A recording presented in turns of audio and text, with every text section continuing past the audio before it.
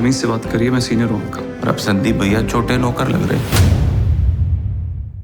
लगता है भरतपुर विधानसभा सीट पर चुनाव बेहद दिलचस्प होने वाला है, क्योंकि यहाँ बीजेपी के जो पहले थे विजय बंसल, वही उम्मीदवार उनको बनाया गया है। बीजेपी से बर्खास्त थे, उम्मीद नहीं थी लेकिन फिर भी उनको टिकट दे दिया गया।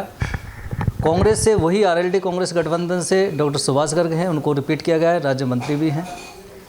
लेकिन गिरीश चौधरी जो कभी कांग्रेस में हुआ करते थे, डिप्टी मेयर भी रहे, 2 बार चुनाव विधानसभा का नदबई से भी लड़ा, अब वो बीएसपी से भरतपुर विधानसभा सीट से चुनाव लड़ रहे हैं।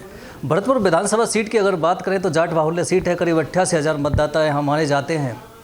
लेकिन बीजेपी कांग्रेस किसी पार्टी ने जाट को कभी टिकट नहीं दिया। 50 वर्ष हो गए जाट विधायक नहीं बना, लेकिन पहली बार इस तरह की चर्चा चल रही थी पूरे विधानसभा क्षेत्र में कि जाट विधायक होना चाहिए, लेकिन टिकट नहीं दी गई। अब चूँकि गिरीश चौधरी एक ऑप्शन है, बीएसपी से वो चुनाव भी लड़ रहे हैं। सर, कांग्रेस से नाता तोड़ा, उसकी वजह क्या रही, और बीएसपी का थामा, उसकी कोई खास वजह रही?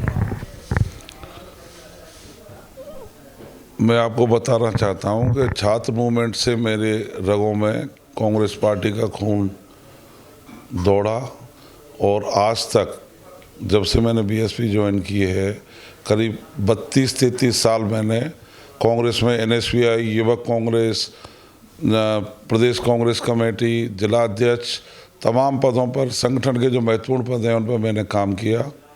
कांग्रेस कार्यकर्ताओं की आवाज़, और मैं समझ रहा हूँ कि कांग्रेस के हमारे जो नेता हैं, जो पार्टी को चलाने वाले राजस्थान, उन्होंने कांग्रेस को यहाँ पर ख़त्म करने की सुपारी ले ली कि भरतपुर में कांग्रेस कैसे ख़त्म हो, उस दिशा में उन्होंने काम किया।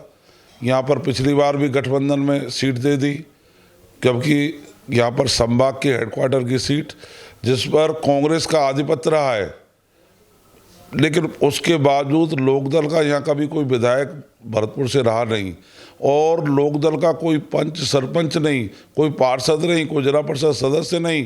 कांग्रेस सिर्फ किस लिए? जातिवाद का जहर घोलने के लिए। भरतपुर के जो इतिहास है सभी जाति और धर्मों का, उसको ख़त्म करने के लेकर के एक उसका ढोंक ढवाड़ा पीट करके और एक गठबंधन का हवाला दे करके कांग्रेस को ख़त्म करने की सुपारी उन्होंने ली। कांग्रेस उन्होंने खड़ी नहीं की भरतपुर में। एनएसयूआई के मूवमेंट से जिलाध्यक्ष तक तमाम वो कांग्रेस के कार्यकर्ता भरतपुर में काम कर रहे हैं, जिन्होंने मेरे साथ रहकर कंधे से कंधा मिलाकर विपरीत परिस्थितियों में नटवर सिंह जैसे विश्वविख्यात पर्सनैलिटी वो कांग्रेस से चले गए। उस समय के दौर में हमने कांग्रेस को यहाँ पर संभाला, मजबूती के साथ संभाला, कांग्रेस को यहाँ पर जिंदा रखा। सभी साथियों ने यहाँ पर कांग्रेस को खड़ा किया, लेकिन आज वो इस बात से हतोत्साहित हैं कांग्रेस के साथी कि इन्होंने कांग्रेस को ख़त्म कर दिया भरतपुर में। इसलिए मैंने बीएसपी जो पार्टी बहन मायावती जी ने हमारा दामन थामा, समानांतर विचारधारा के दल है, इसलिए मैंने कांग्रेस के बाद में बीएसपी में जाना अच्छा समझा। आपके सामने विजय बंसल हैं, जो पहले हार चुके हैं बीजेपी से, डॉक्टर सुभाष गर्ग हैं जो वर्तमान में विधायक भी हैं। मुकाबला कितना कठिन हो चल रहा है, और आपको क्या लगता है कि दोनों को किस तरह से फाइट कर पाएंगे? देखो, दोनों के कार्यकाल, चाहे विजय बंसल का कार्यकाल हो, चाहे सुभाष गर्ग का कार्यालय हो, केवल अखबारबाजी करने का, जो मैं समझता हूँ अखबारों में अपनी किताबें छपवाना, विकास और ये और वो, आप भरतपुर में आम जन में देख सकते हो। सीवरेज की जो योजना पिछले 20 साल से जिसकी दुहाई देने लग रहे हैं, ये सीवरेज का काम भरतपुर में दीवारें गिर रही हैं, मकान गिर रहे हैं, ध्वस्त हो रहे हैं, और इतना बुरा वातावरण हालत कर रखी है इन्होंने। सड़कों को खोद करके उनको जो भरा जाता है, गड्ढों को जो पाइपलाइन के बगल में मटेरियल डाला जाता है, उसमें सब लोगों से साठ गांठ करके इतना नंगा नाच इन्होंने किया है। सीवरेज को लेकर के पूरा पैसा खाने के हिसाब से काम किया है। तरह तरह की कई कंपनियों को लेकर के इन्होंने कभी इस कंपनी ब्लैक लिस्ट हो रही है, कभी दूसरी कंपनी ब्लैक लिस्ट हो रही है। जो पैसा नहीं देते उनको ब्लैक लिस्ट कर देते हैं। इन्होंने पैसा खा करके इसके भरतपुर का सत्यानाश करके पटक दिया। ये जो कांग्रेस सरकार का शासनकाल रहा है, एंटी इनकम्बेंसी विधायकों के खिलाफ रही। जनता ने आरोप लगाए भ्रष्टाचार करने के विधायकों को, ये भी कहा हर विधायक को मुख्यमंत्री बना रखा है। तो इसका प्रभाव भी क्या लोगों के मानस पे है, नेगेटिविटी है? देखो, मैं इस बात पर नहीं जाना चाहता।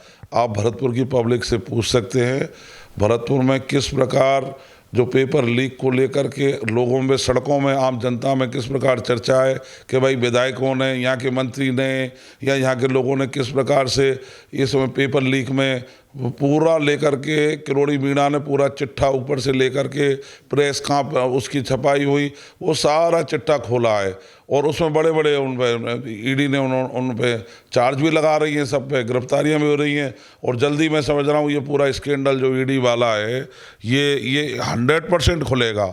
और मैं इस बात के लिए तो चाहे मोदी को इस बात के लिए धन्यवाद देता हूँ, इन पर सख्ती करें। जिन लोगों ने पैसा खाया है उनको पैसों को निकलवाएं, क्योंकि जनता का पैसा है जिन्होंने खाया है, बच्चों का भविष्य बर्बाद करके पटक दिया।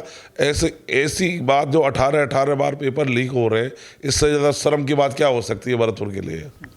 ये थे गिरीश चौधरी, जो कि छात्र राजनीति से अपने कैरियर की शुरुआत करते हैं, फिर डिप्टी मेयर तक बनते हैं, जिला प्रमुख इनके परिवार से बनते हैं। इतना बड़ा संघर्ष होने के बाद कांग्रेस को सींचने वाले भरतपुर ज़िले में अब उनको मजबूरी में फिर बीएसपी का दामन थामना पड़ा और अब वो चुनाव लड़ रहे हैं। बताया जा रहा है कि एकीकरण हो सकता है, ध्रुवीकरण जिसको कहते हैं वो हो सकता है, क्योंकि 50 वर्ष से जो डिमांड थी जाटों की एमएलए बनने की वो पूरी नहीं हो पाई।